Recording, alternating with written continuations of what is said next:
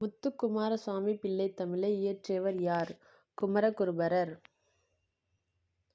செம்பானடிச் சிறு கிங்கிணியொடு சிலம்பு கலந்தாட திருவரையரை ஞானரை மணியொடு மொழித் திகழரை வடமாட பைம்பொன சும்பிய தொந்தியொடு சிறுபண்டி சரிந்தாட பட்டநுதற் பொலி பொட்டொடு வட்டச் சுட்டி பதிந்தாட எனும் நூல் எதில் இடம்பெற்றுள்ளது? எனும் பாடல் முத்துக்குமாரசுவாமி பிள்ளை தமிழ்.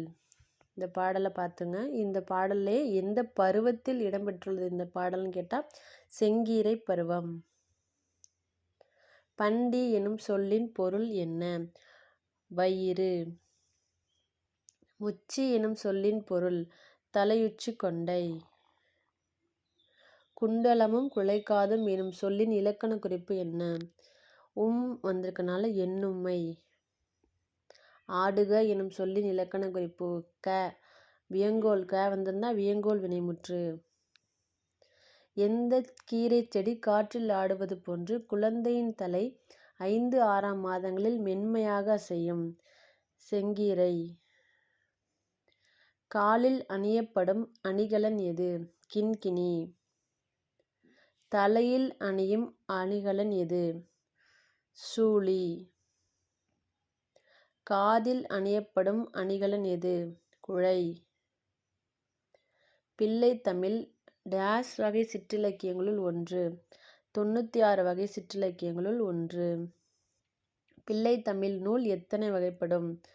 ஆண்பால் பிள்ளைத்தமிழ், பெண்பால் பிள்ளைத்தமிழ் 2 வகைப்படும். ஆண்பால் பிள்ளைத்தமிழுக்குரிய பருவங்கள் 10. பெண்பாலுக்கும் 10 தான். பெண்பால் பிள்ளைத்தமிழுக்குரிய பருவங்கள் 10. ஆண்பார் பிள்ளைத்தமிழுக்கும் பெண்பார் பிள்ளைத்தமிழுக்கும் பொதுவாக உள்ள பருவங்கள் 7 பருவங்கள். குமரகுருபரர் எந்த நூற்றாண்டை சேர்ந்தவர்? 17ஆம் நூற்றாண்டு. குமரகுருபரர் தமிழ், வடமொழி மற்றும் டேஸ் மொழிகளில் புலமை மிக்கவர். இந்துஸ்தானி. மதுரை கலம்பகம் எனும் நூலை இயற்றியவர் யார்? குமரகுருபரர். சகலகலா வள்ளிமாலை எனும் நூலை இயற்றியவரும் குமரகுருபரர். சகலகலா வள்ளிமாலை இயற்றினதும் குமரகுருபரர் தான்.